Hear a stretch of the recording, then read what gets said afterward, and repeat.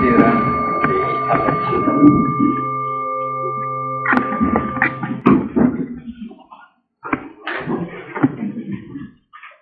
Ciertamente, la humanidad vive entre el batallar de las antítesis, entre la lucha cruenta de los opuestos. A veces nos encontramos muy alegres, muy contentos. Otras veces nos hallamos deprimidos, tristes.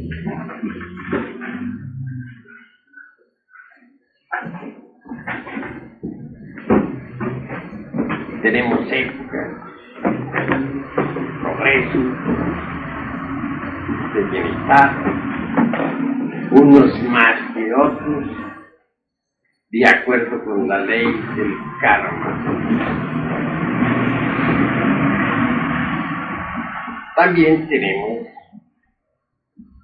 épocas críticas en lo económico, en lo social, etc. Hay veces que nos encontramos optimistas con relación a la vida y hay veces que nos sentimos pesimistas. Siempre se ha visto que a toda época de alegría, de contentamiento, le sigue una temporada depresiva, dolorosa, etc.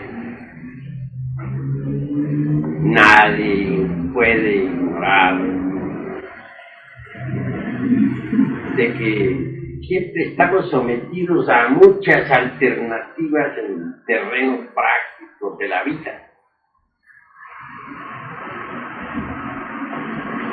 Por lo común, a las épocas que nosotros denominamos felices, siguen épocas angustiosas.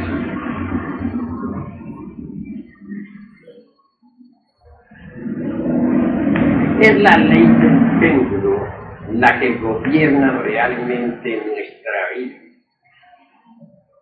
Ustedes han visto, por ejemplo, el péndulo de un reloj. Tan pronto asciende por la derecha como se precipita para ascender por la izquierda. Esa ley del péndulo gobierna también a las naciones. No hay duda. En las épocas, por ejemplo, en que Egipto florecía a las orillas del Nilo, el pueblo judío parecía, no es que parecía, era nómada en el desierto. Mucho más tarde, cuando el pueblo egipcio decayó, se levantó victorioso el pueblo hebraico. Es la ley del péndulo. Una Roma triunfante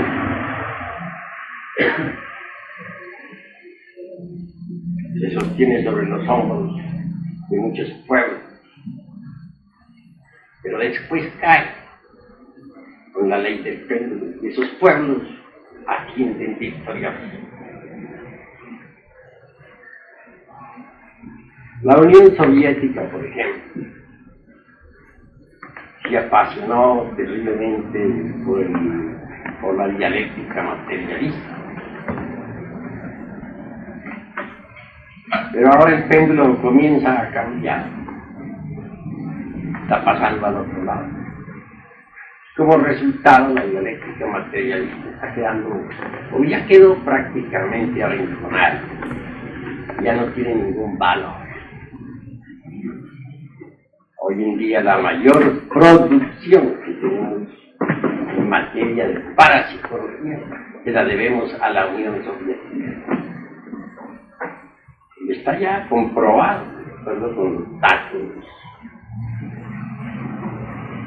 de la Unión Soviética, está produciendo la mayor cantidad de materias relacionadas con la parapsicología. Se usa en las clínicas, la parapsicología en todos los hospitales, etc. El paso que va a la Unión Soviética dentro de poco tiempo habrá pasado exactamente al lado opuesto del materialismo. Se habrá hecho absolutamente mística y espiritual. Ya lleva ese camino. Muchos paladines místicos están desarrollando ese proceso. La dialéctica de Carlos Marx pues ha quedado arrinconada. Está cayendo prácticamente en el pozo del olvido para dejar su puesto a la parapsicología y posteriormente al esoterismo científico, al ocultismo, a la yoga, etc. Pues el péndulo está cambiando, está pasando al otro lado, de la tesis a la antítesis.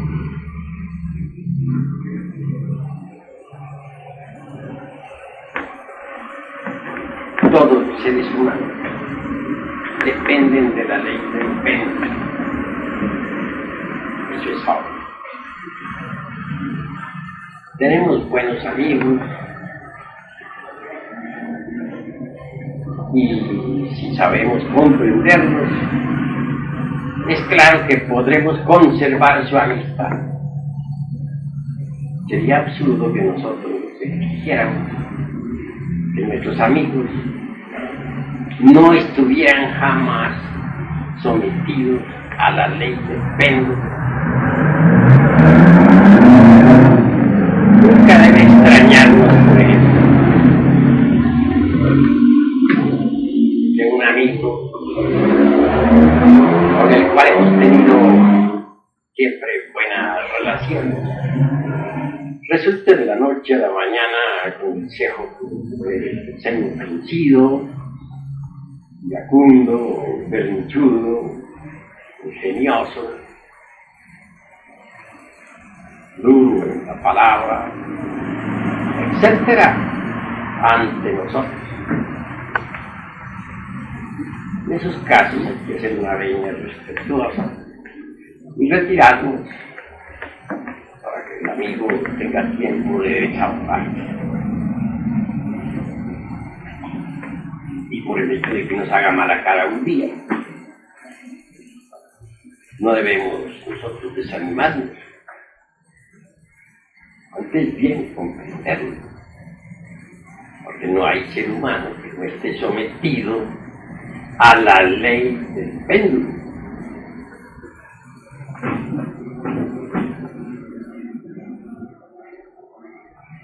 Así pues que vale la pena ser reflexivo. Esta ley del péndulo parece muy bien que se hace muy manifiesta especialmente en los nativos de Géminis. 21 de mayo, 21 de junio. De Géminis. Tienen, se dice, una doble personalidad. Como amigos son extraordinarios, maravillosos, llegan hasta el sacrificio por sus amistades. Pero cuando cambia la personalidad, entonces son los opuestos. y todo el mundo queda desconcertado. Bueno, este es precisamente un ejemplo de lo que es la ley del pelo. No quiere decir que ellos sean únicamente los exclusivos en esta cuestión de la ley del pelo. No, hasta allá no llegamos. Pero sí por lo menos la especifican, la ponen de relieve, sirven como de patrón de medida,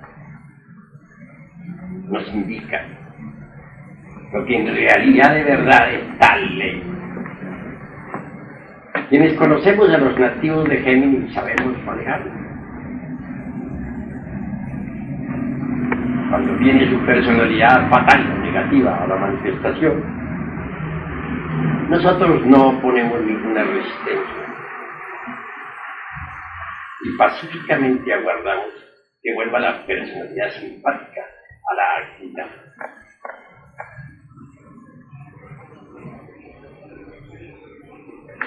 Resulta interesante todo. Pero es que la ley del péndulo no solamente está demostrada por los nativos de Géminis, también la podemos evidenciar en nuestro organismo. Existe un diástole y un sístole en el corazón, es decir, la ley del péndulo.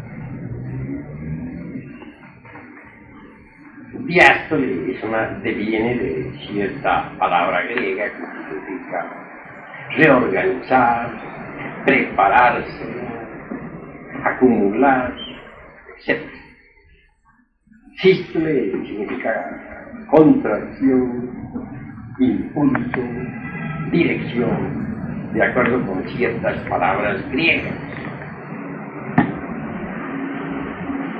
Durante el diástole, el corazón se abre para recibir la sangre.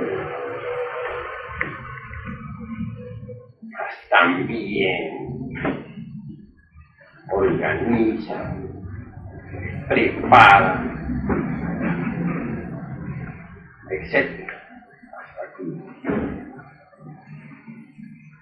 toma una nueva iniciativa, se contrae y lanza pues la sangre a todo el organismo.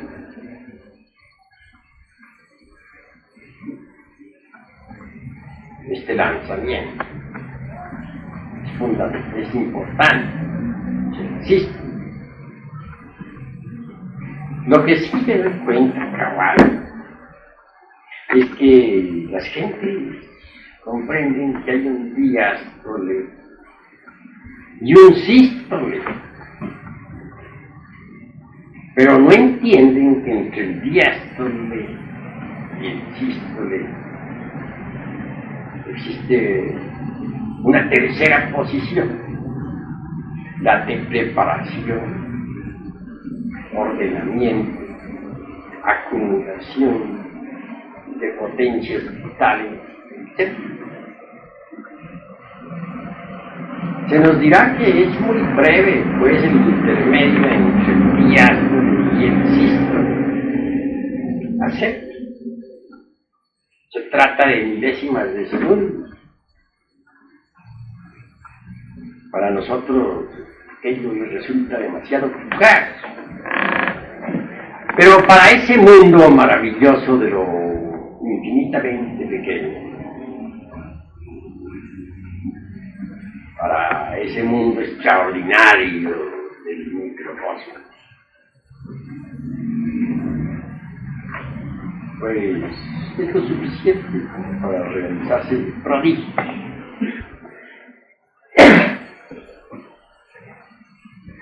Mirando las cosas desde este ángulo, me parece que nosotros deberíamos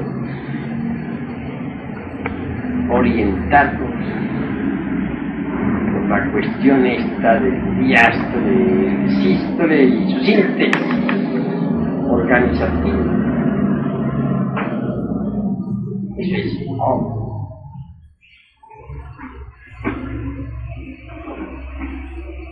La gente toda en sus relaciones o interrelaciones vive completamente esclavizada por la ley del péndulo. Tan pronto suben con la alegría desbordante, cantando victoria. Como se van al otro lado, deprimidos, pesimistas, angustiados, desesperados.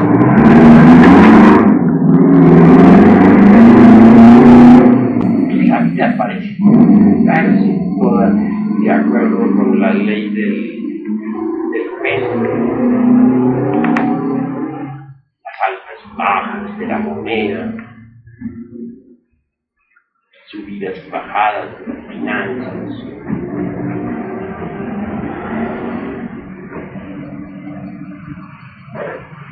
las épocas de maravillosa armonía entre los familiares, los tiempos de conflictos y problemas que suceden todos, inevitablemente de acuerdo con esa ley del péndulo. Para nuestro modo de ver las cosas, debemos asegurar en forma enfática que la ley del péndulo es mecanicista en un 100%. Esa ley del péndulo la tenemos en nuestra mente, en nuestro corazón y también en el centro motor, los centros motor, instintivo, sexual. Es obvio que en cada centro existe la ley del péndulo. Y la mente está perfectamente definida con el batallar de las antiguas, con las opiniones encontradas, etc. En el corazón, con las emociones antítesis, con los estados de angustia, de felicidad,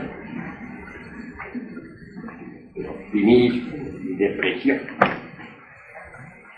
En el centro motor instintivo sexual se manifiesta sangre, costumbres, con los movimientos, conocimos el seno, estamos a gusto, cuando nos hallamos deprimidos, o sonreímos alegres, bajo el impulso, pues, centro motor, cuando nos hallamos muy contentos. Sí. Saltamos, brincamos, llenos de alegría por una buena noticia, o nos tiemblan las pantorrillas ante un peligro inminente. Tesis y antítesis del centro motor. La ley del péndulo del centro.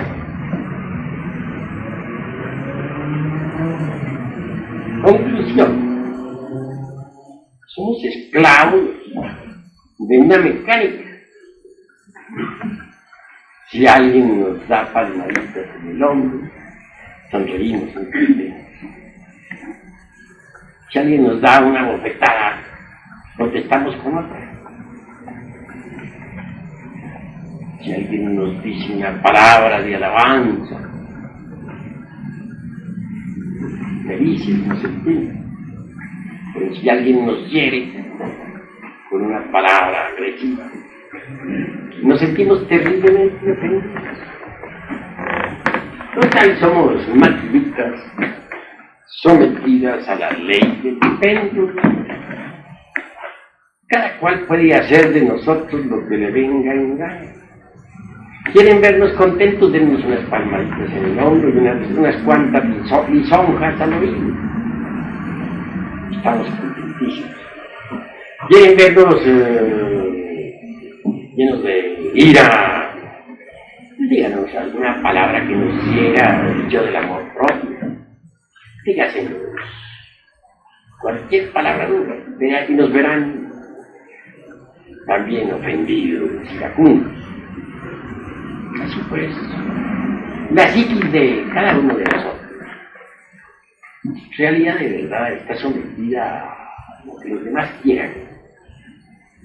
No somos, y eso es triste decir, dueños de nuestros propios procesos psicológicos. Cualquiera puede manejar nuestros procesos psicológicos. Somos verdaderas marionetas que cualquiera maneja. Si yo quiero tenerlos contentos, ustedes, me basta. Pues endulzarles el oído, alabarlos, los tengo felices. Si yo quiero que ustedes queden disgustados conmigo, me pongo a ofenderlos. Y entonces ustedes fruncen el ceño y el entrecejo. Ya no me miran con dulces ojos como en este momento me están mirando. Tienen forma iracunda, con ojos de pistola. Pero si yo quiero volverlos a ver contentos, vuelven a decir las palabras y vuelven a estar contentos y me vuelven a mirar. Conclusión, se convierten para mí ustedes en un instrumento en el que puedo yo tocar melodías ya dulces, ya graves, ya agresivas, ya románticas, como quieran. Entonces, ¿dónde está, pues, la individualidad de la gente? No la poseen, si no son dueños de sus propios procesos psicológicos. Cuando uno no es dueño de sus mismos procesos psicológicos, no puede decir realmente que tiene una individualidad. Salen ustedes, por ejemplo, a la calle, van muy contentos.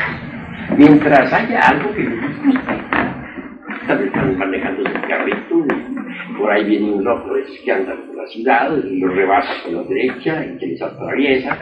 Esto los ofende, ustedes si no protestan en ese momento con la palabra, por lo menos protestan con el claxon. Pero sin protestar no se quiere. Es decir, el del carrito, que los rebasó, que los molestó, que los fastidió, los hizo cambiar totalmente. Si iban contentos, se llenaron de ira. Entonces, el del carrito pudo más sobre ustedes. Pudo manejar sus psiquis, y ustedes no pudieron. Van viendo la ley del péndulo. Bueno, habría alguna forma de escaparse, ¿no?, de esta terrible mecánica del péndulo. ¿Creen ustedes que hay alguna manera de escapar? Si no la hubiera, estaríamos condenados a vivir una vida mecánica por seculorum amén.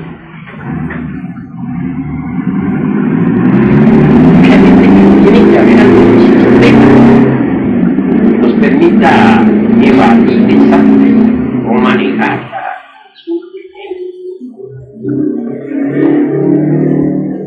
Existe algo. Tenemos que aprender y volvernos comprensivos, reflexivos, aprender a ver las cosas en la vida tal como son.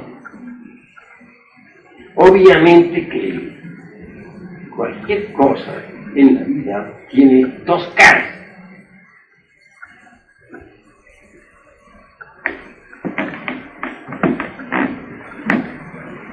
Una superficie cualquiera nos está indicando la existencia de una cara opuesta. Eso es incuestionable.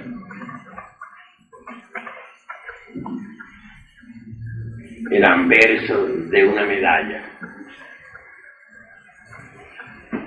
nos sugiere el reverso de la misma.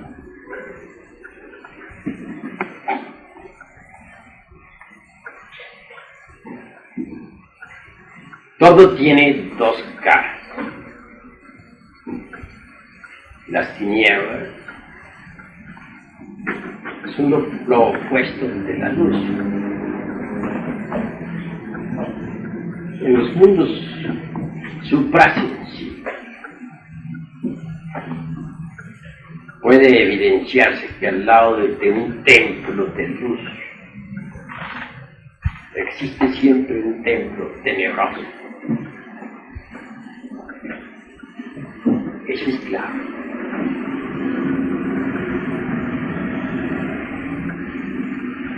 Pero, ¿por qué cometemos nosotros el error de alegrarnos ante algo positivo y de protestar ante algo negativo? Si son las dos caras de lo mismo.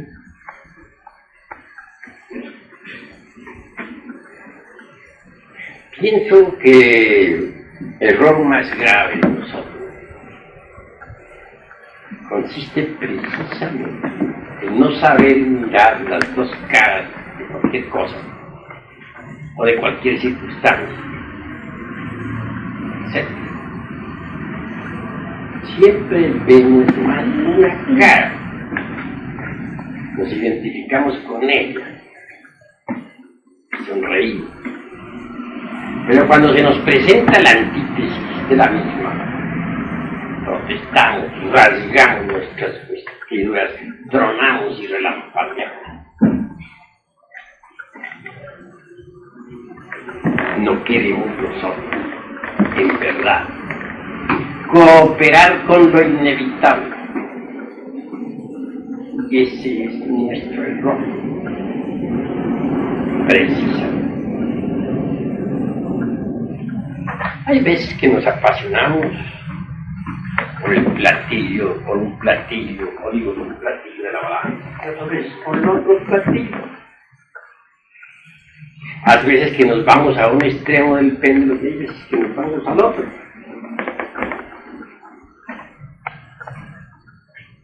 Y por este motivo no hay paz entre nosotros. Nuestras relaciones son pésimas, conflictivas. Toda época de paz le sucede una de guerra. Y a toda época de guerra le sucede una de paz.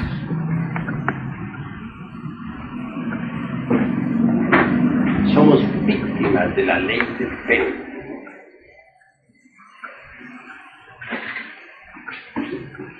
Y eso es doloroso.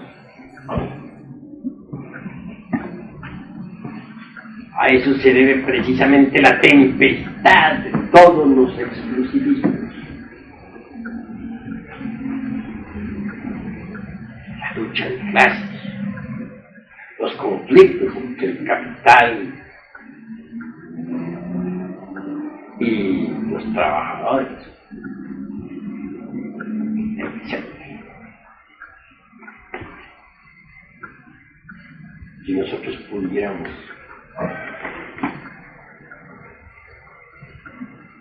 ver las dos caras de toda cuestión,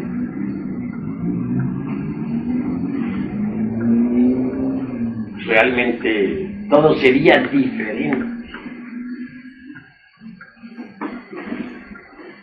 Mas desgraciadamente nos falta comprensión. Si queremos ver las dos caras de cada cuestión, se hace necesario el modo de entender las cosas.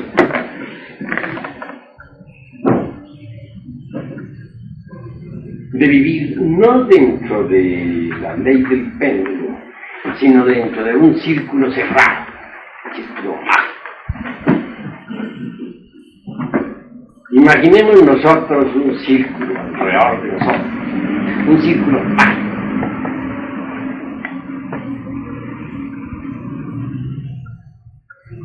Por ese círculo van pasando todos los pares de opuestos de la filosofía.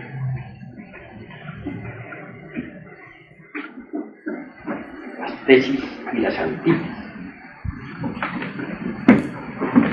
Las circunstancias agradables y desagradables. Las épocas de triunfo y de fracaso. El optimismo y el pesimismo. Lo que llaman bueno y lo que las gentes llaman mal. Sí. Alrededor de ese círculo mágico podemos ver un desfile muy interesante. Sabemos que existe la gran batalla entre los poderes de la luz y los poderes de las tinieblas. En el mismo esperma sagrado existe la lucha entre los poderes atómicos de la luz y los poderes atómicos de las tinieblas. En todo lo creado existe esa gran lucha.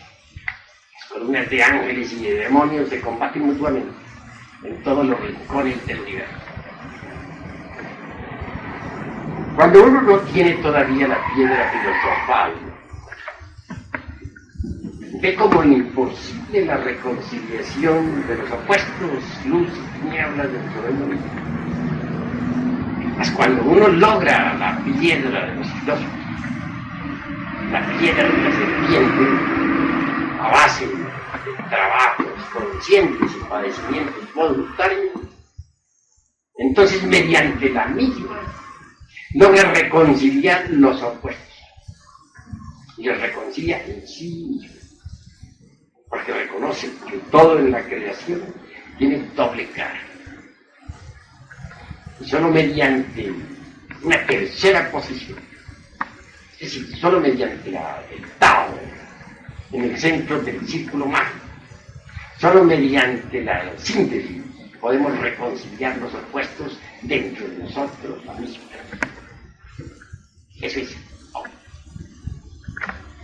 Así que se hace necesario que aprendamos a reconciliar los opuestos. Se hace necesario que nos libertemos nosotros de la ley del péndulo y que vivamos mejor dentro de la ley del círculo.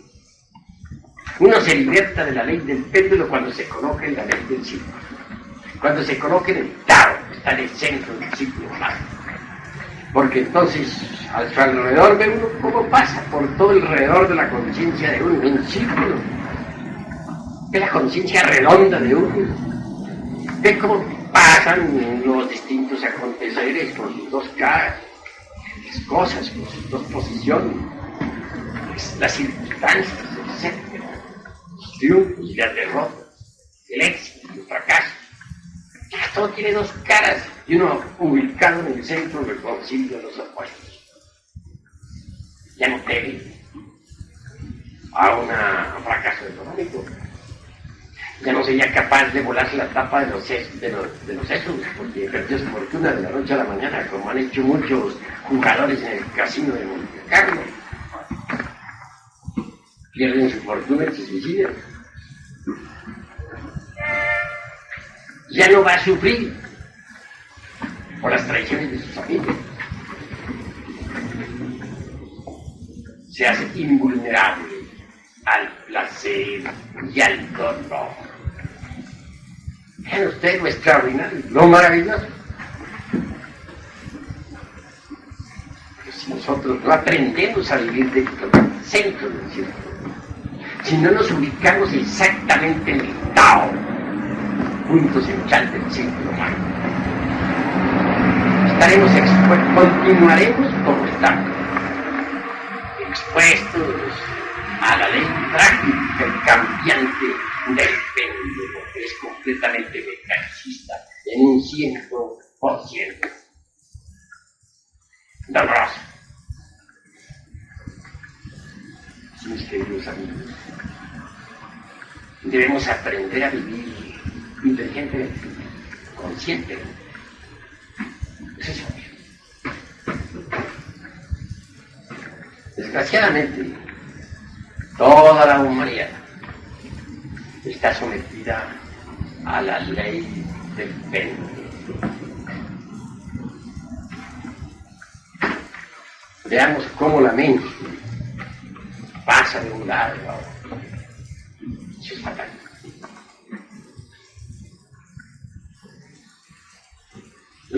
Yo he visto pues que no hay nadie en realidad de verdad que no esté sometido a la cuestión esa de las objeciones.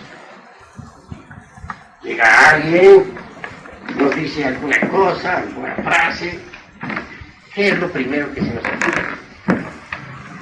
Objetar. Poner tal o cual objeción.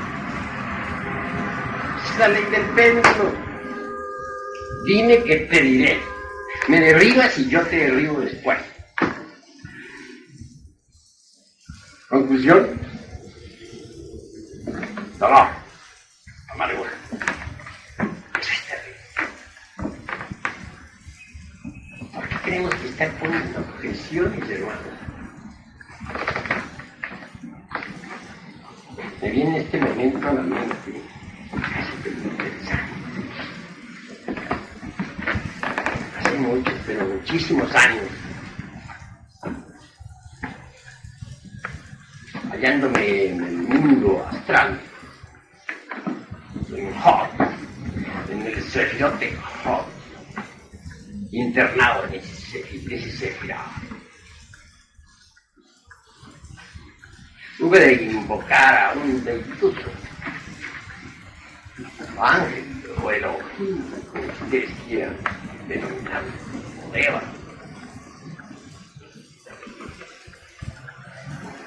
Algo dijo aquel deituso, y de inmediato objeté. Saqué a relucir la antítesis. En forma vulgar, les diría a ustedes que les refuté. Esperaba que el deituso aquel discutiera conmigo también. Mas no sucedió así. Aquella secta me escuchó con infinito respeto y profunda veneración. Aduje muchísimos conceptos. Y cuando concluí que pensaba que él iba a tomar la palabra para rebatirme, con gran asombro vi que mi específico se inclinó reverente, dio la espalda, se desmayó. Me dio muy bonita lección. Una lección extraordinaria. No objetó nada.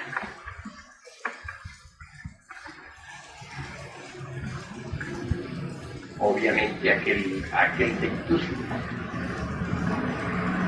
había pasado más allá de las objeciones. Es indubitable que las objeciones pertenecen a la ley del péndulo.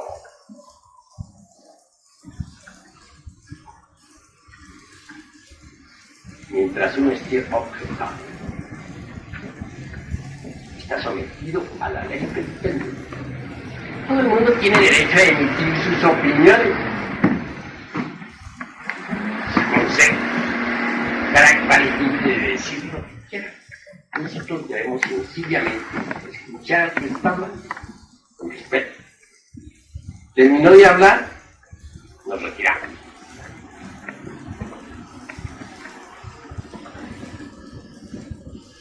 Claro, algunos no proceden así, o no procederán en esa forma, por orgullo. Ya no, yo no me retiro, yo tengo que darle en la torre. Y ahí el orgullo intelectual.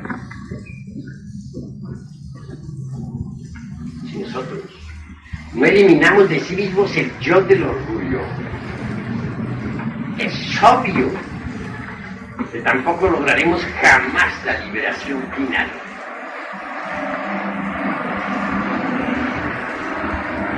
Cada cual, lo mejor es que cada cual diga lo que tenga que decir. Y no pongamos objeción. Y cada cual es libre de decir lo que quiera. Sencillamente. Pero uno siempre vive poniendo objeciones. Se las pone al interlocutor. Y se las pone a sí mismo también.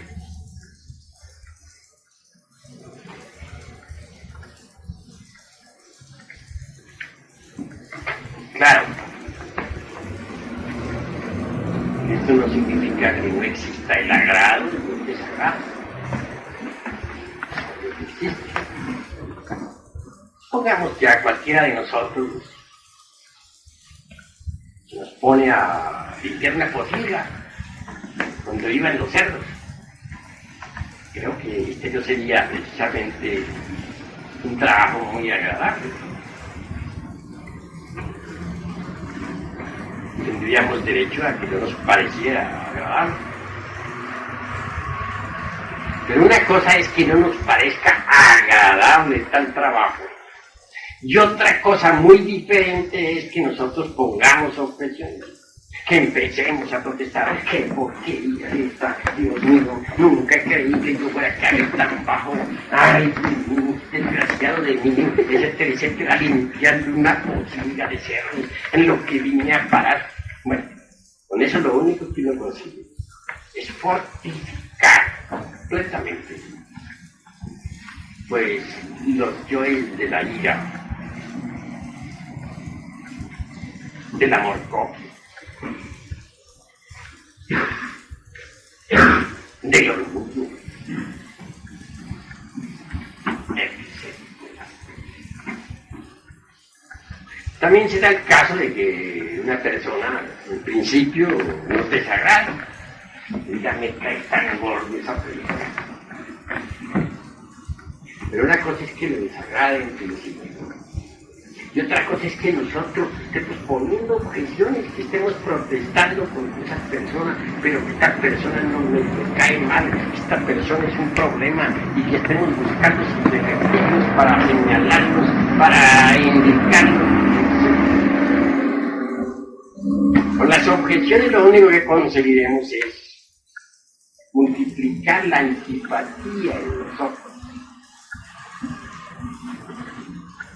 robustecer el yo del otro,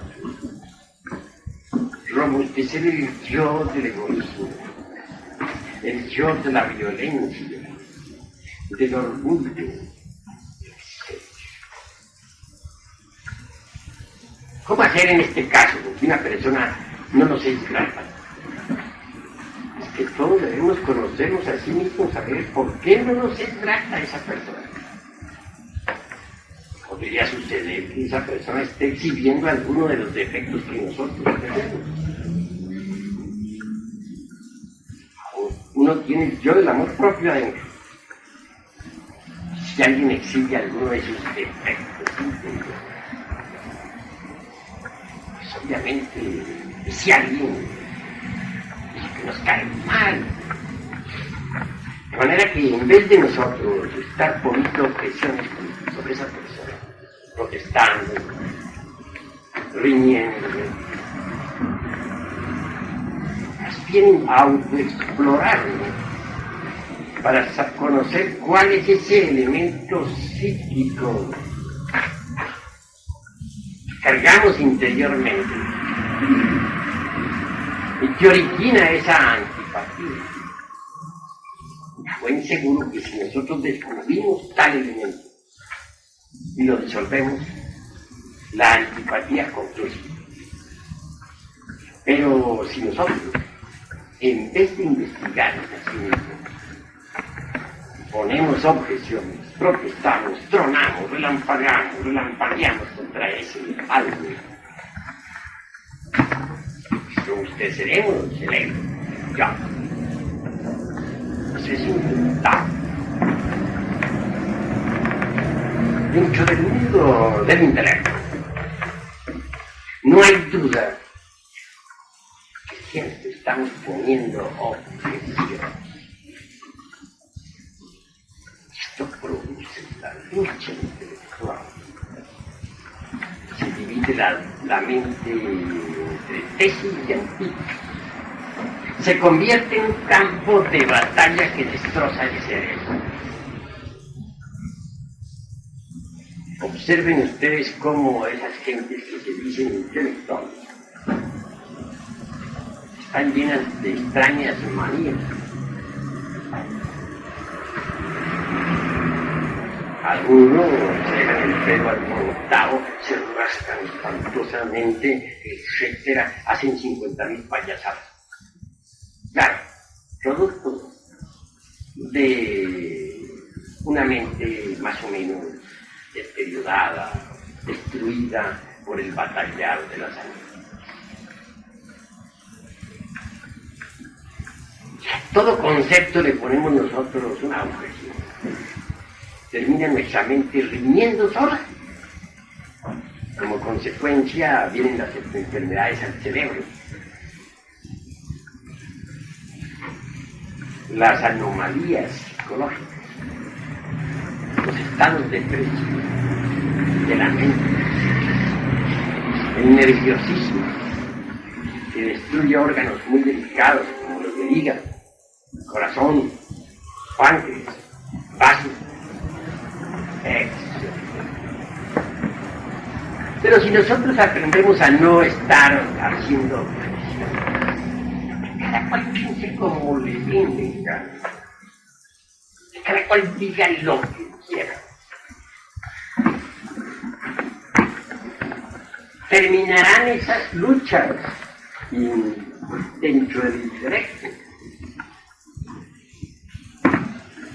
y en su reemplazo vendrá una paz verdadera. La mente de las pobres gentes está riñendo a todas partes. Riñen entre sí, espantoso.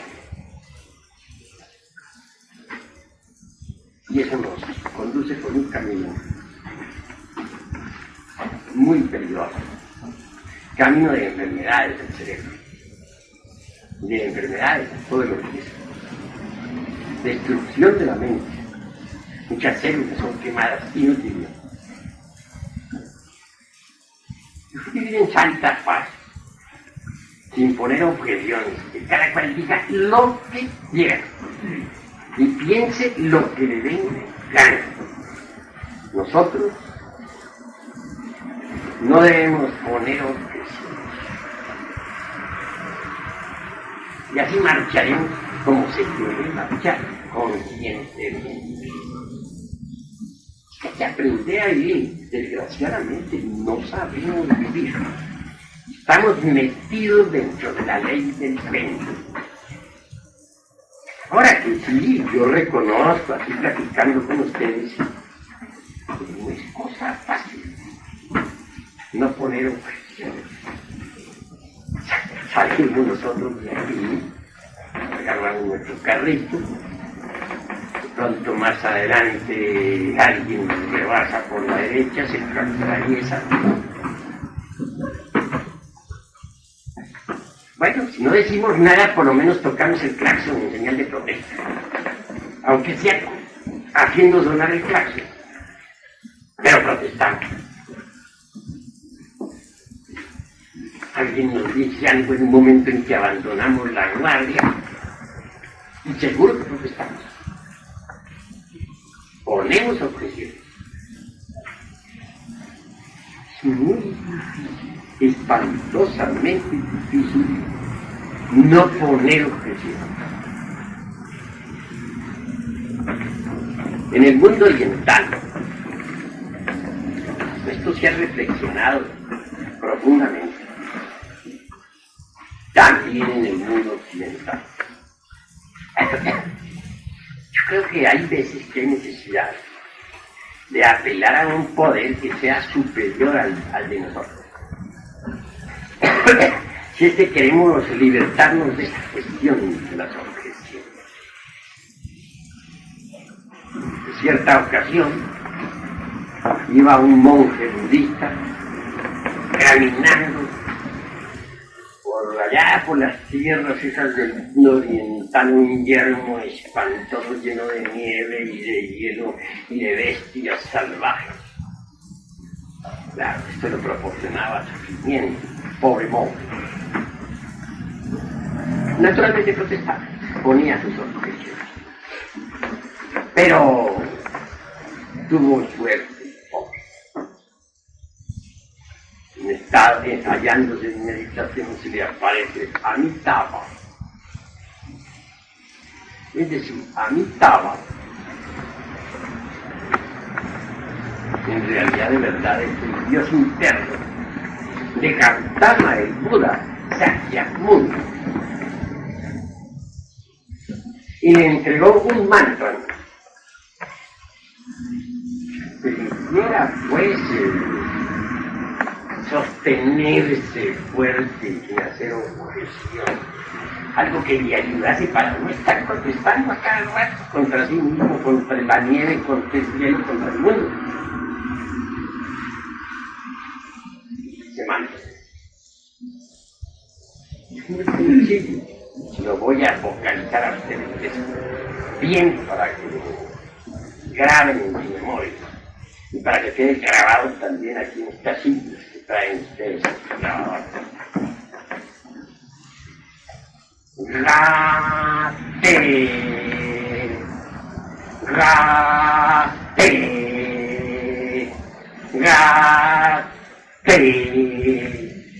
Hago los brazos así en cruz para indicarles que es la letra T, y no T, E. Ra, o sea, mejor que les deletree. G, A, T, E. Este mantra, tengo entendido, le permitió a aquel monje budista abrir el ojo de Dharma. Y eso es interesante. Se relaciona con la iluminación interior profunda y con el vacío iluminado.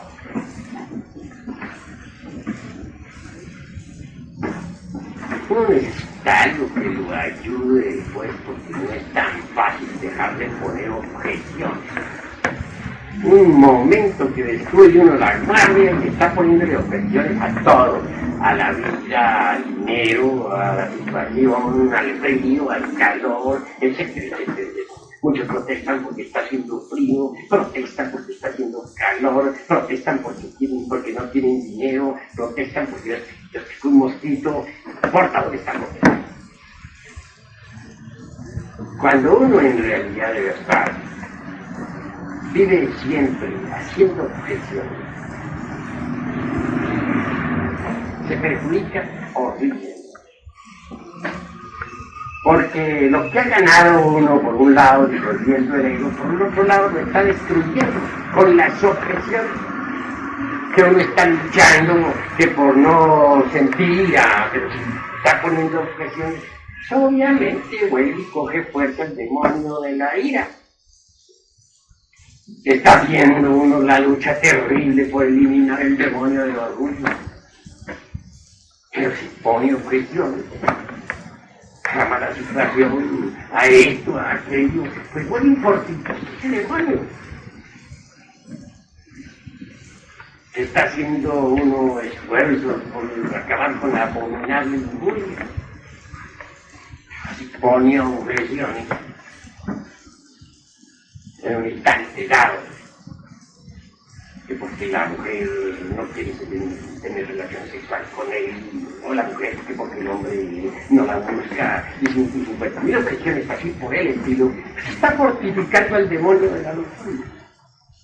De manera que si por un lado estamos luchando por eliminar los agregados psíquicos, y por el otro lado nos estamos fortificando, sencillamente nos estancamos. Así que si ustedes quieren, en realidad, de verdad, desintegrar los agregados psíquicos, tienen que terminar con esa cuestión de las objeciones.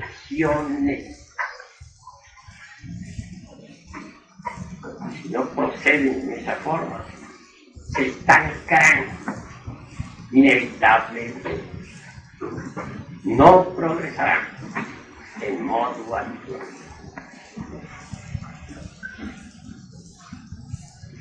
Quiero pues que entiendan esto, mis estimados amigos, que lo comprendan profundamente.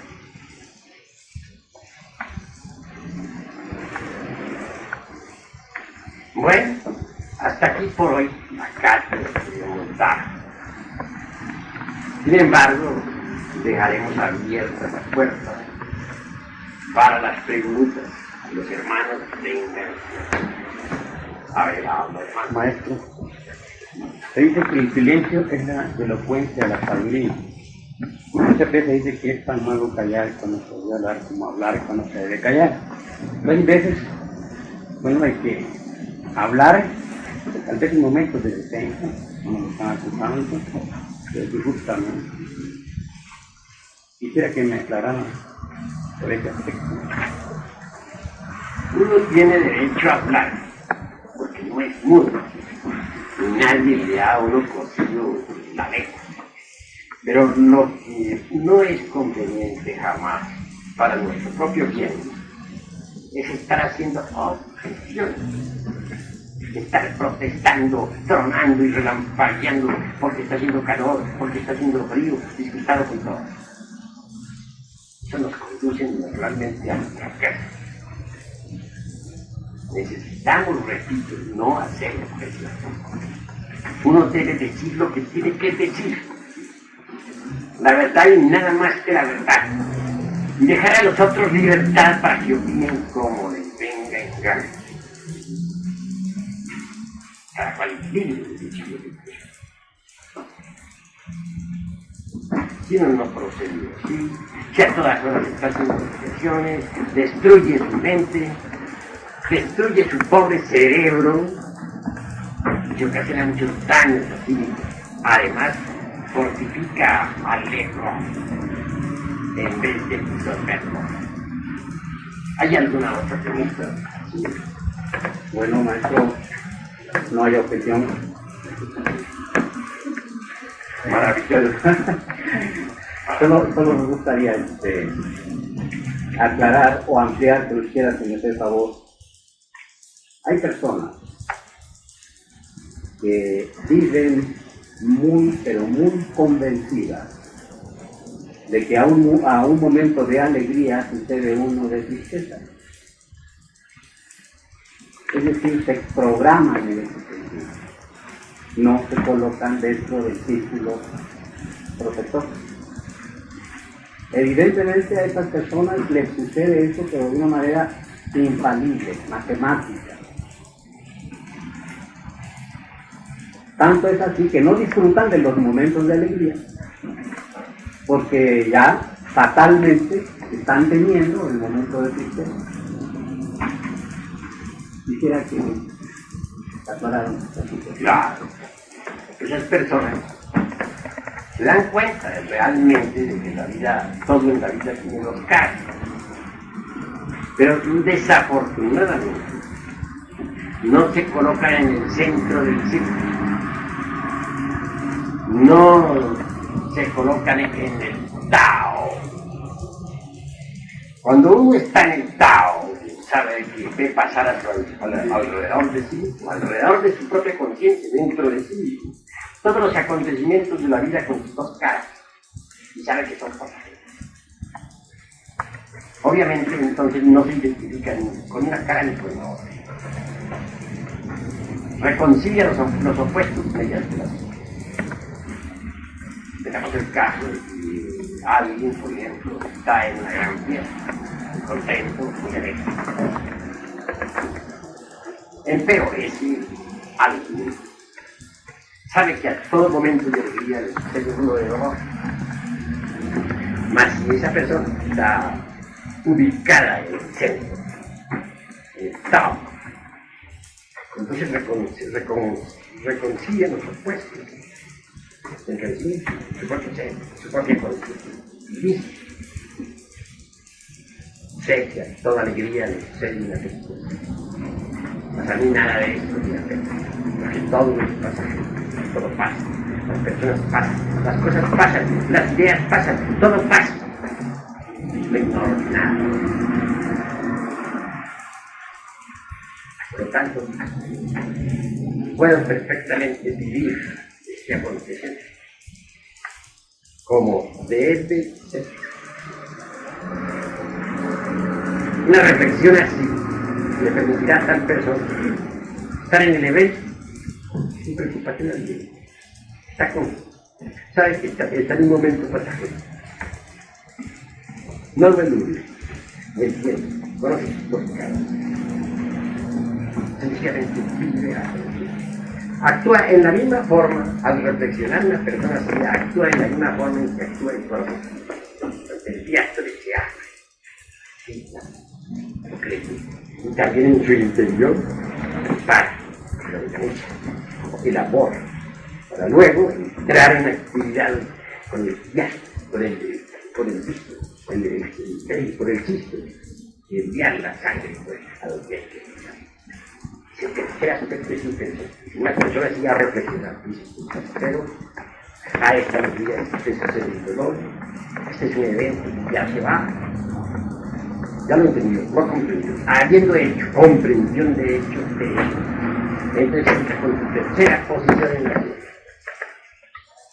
por el sístema, se adapta a las circunstancias, convive con todos. Podemos pensar con el incluso que las personas que viven eternamente sintonizadas con el sufrimiento, digamos,